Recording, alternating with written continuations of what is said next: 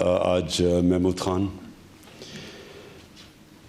Chief minister کے پی آپ کو خاص طور پہ آج مبارک دیتا ہوں، کیونکہ یہ جو آپ نے پارٹنرشپ کی کے پی نے ورلڈ بینک کے ساتھ اور نیسلے کے ساتھ، یہ اس پروجیکٹ کے لیے کی ہے جو میں بڑی دیر سے سمجھ رہا تھا کہ پاکستان میں اس طرح کا پروجیکٹ شروع کرنا چاہیے، کیونکہ ہماری بدقسمتی سے ہماری جو ٹورسٹ سائٹس ہیں، جو پرانی ٹورسٹ سائٹس تھیں، مثلا ناران، مری، نتھیا گلی، یہ جو پرانی سائٹس ہیں ان کے اوپر ہماری زندگی کے اندر ان میں ہم نے دیکھا کہ ان پلانڈ ٹورزم نے کتنا نقصان پہنچایا۔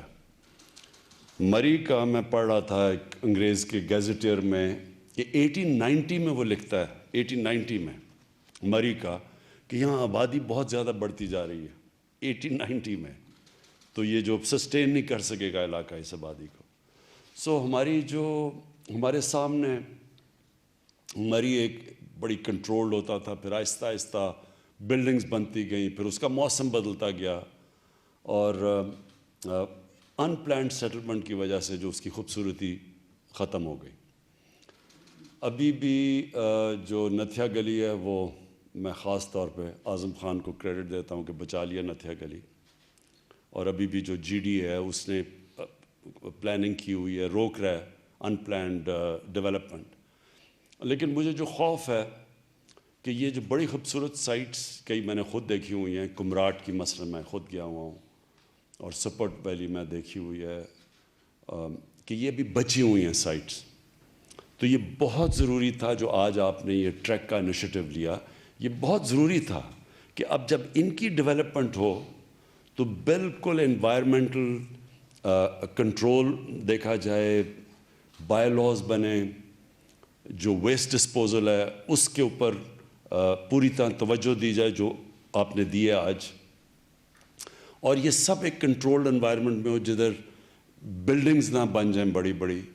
وہاں جس طرح عابد آپ نے بڑا اچھا بتایا کہ، اور مجھے اپنے سوات کے اندر آپ اوپر لے کے گئے، وہ دکھایا بھی ہے کہ وہ پوٹس رکھے ہوئے ہیں جو ریموویبل، جس طرح کے میں کینیا سفاری پارکس میں دیکھے ہوئے ہیں، وہ موویبل ہوتے ہیں، وہ پرماننٹ سٹرکچرز نہیں بنتے نیشنل پارکس کے اندر۔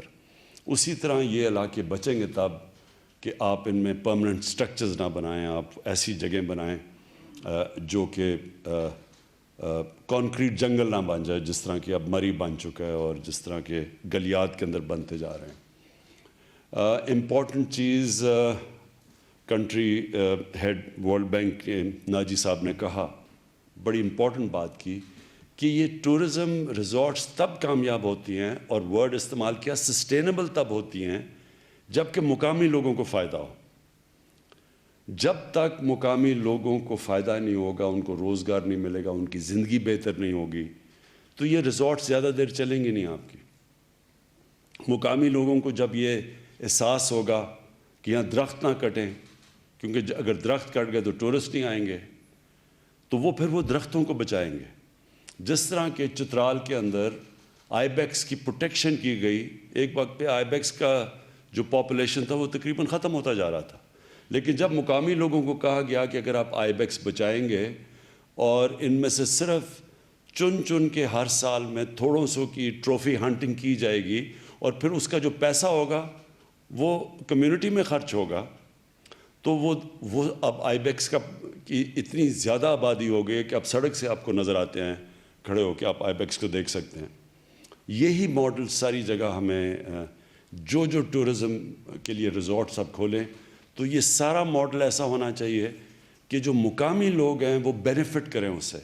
تو وہ درخت اگر بچائیں گے، گندگی وہ نہیں ہونے دیں گے، وہ دریاؤں کو پلوٹ نہیں ہونے دیں گے، کیونکہ ان کو پتہ ہوگا کہ جتنی صفائی ہوگی اتنے زیادہ ٹورسٹ آئیں گے، اور اس سے علاقے بھی پرزرو ہو جائیں گے، اور پھر ہم جو سب سے بڑی چیز ہے کہ اپنے ملک میں لوگوں کو روزگار دے سکیں گے، خاص طور پہ ان علاقوں میں جدھر بڑا مشکل ہے۔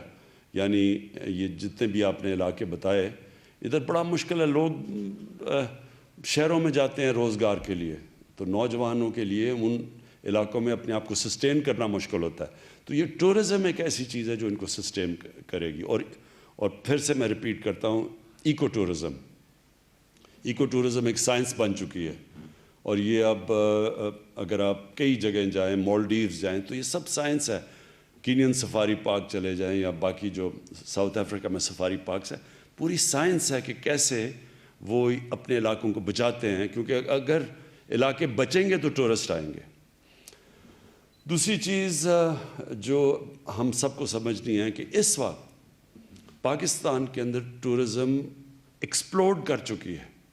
جتنی ٹورزم آج پاکستان میں ہے، پاکستان کی تاریخ میں کبھی اتنی ٹورزم نہیں تھی. باہر سے بھی جو ٹورزم آتی ہے وہ اتنی زیادہ نہیں ہے.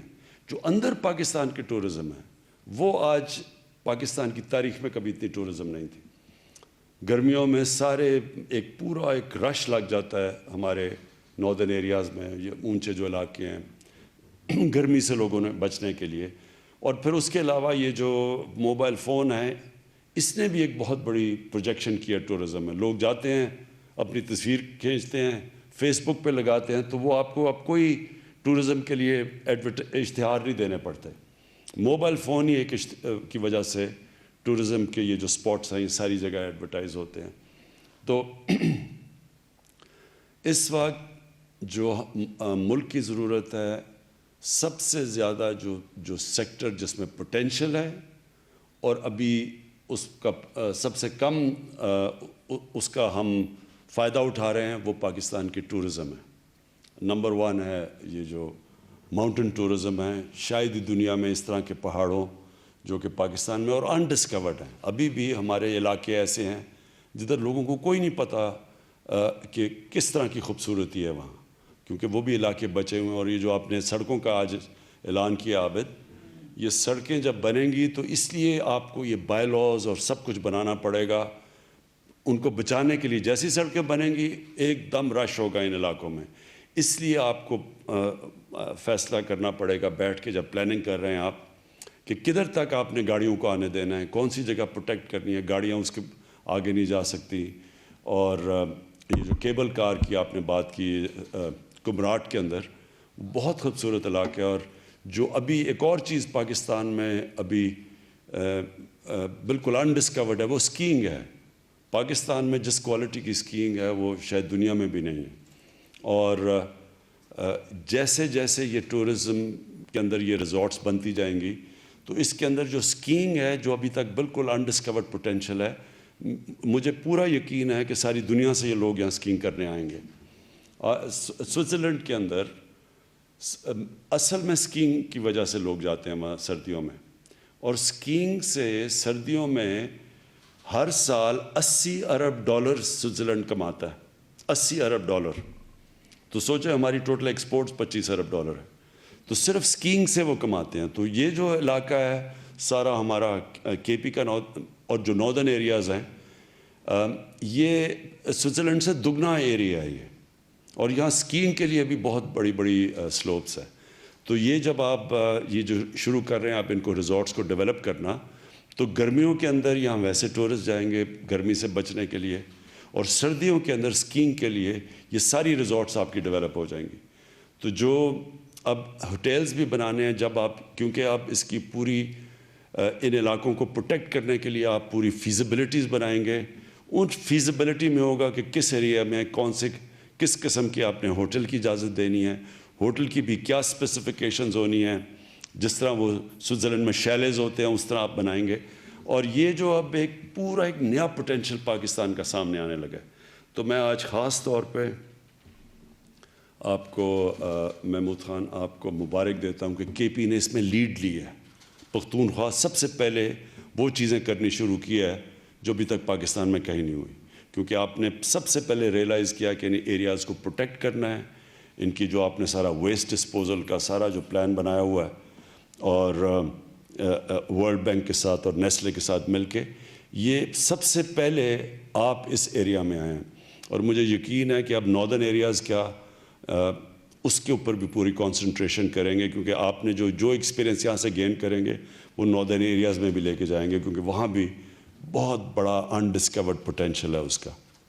تو میں پھر سے آپ سب کو مبارک دیتا ہوں، اور میں نیسلے اور ورلڈ بینک کو بھی ان کا شکریہ ادا کرتا ہوں.